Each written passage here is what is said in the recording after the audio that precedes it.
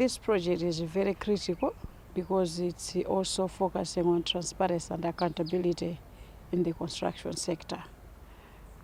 Quite a good amount of money, probably 50% of the national budget goes to construction.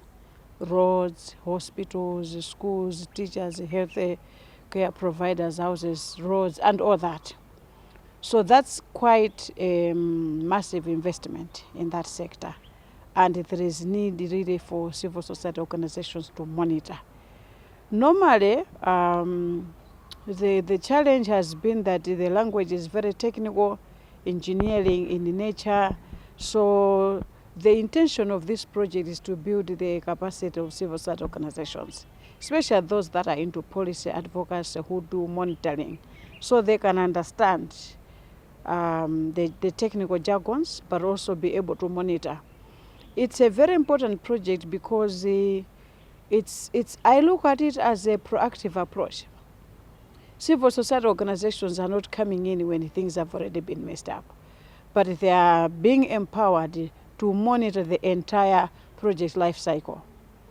From the bidding, why has the contractor A been given a preferred over B, what is involved, and then at the local level, the actual construction, they should be able to see how is the road, the quality.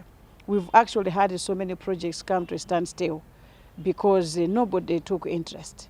So because it's focusing at the three tier at that level, local, district, as well as national, whilst maybe at the national level, CSOs would engage Parliament and Corruption Bureau, but the actual delivery happens at the district.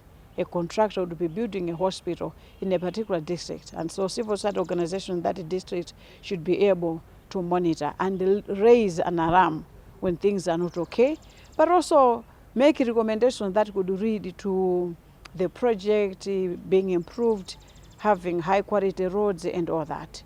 So if from where we sit as government, and corruption, the fight against corruption is high on our agenda, we think this is a very good project because it is also building the capacity of one of our major partners, the civil society, in the fight against corruption. And besides, it is also focusing on the procurement. You know, a lot of leakage takes place in procurement. People can actually verify are this bill of quantities really what is supposed to be there. So it's a very important project in terms of good management of public finances. Whilst sometimes we just focus on revenue correction, MRA can raise as much money as possible. But if the money is not well spent, there's no difference that you are going to see in terms of realities on the ground. There was a concern raised that perhaps this sector is also very much controlled by politicians, and some would fear politicians also would come in and interfere with this project, which perhaps is directly affecting them. How are we going to ensure that this particular project is not interfered by politics? Okay, my understanding is that before you become a politician, you are a citizen. And as a citizen, you are accountable. And Dr. Chakwera has made it clear that he's not going to shield anybody, because the fight against corruption, it must be extended to all sectors. So it doesn't matter whether one is a politician or not.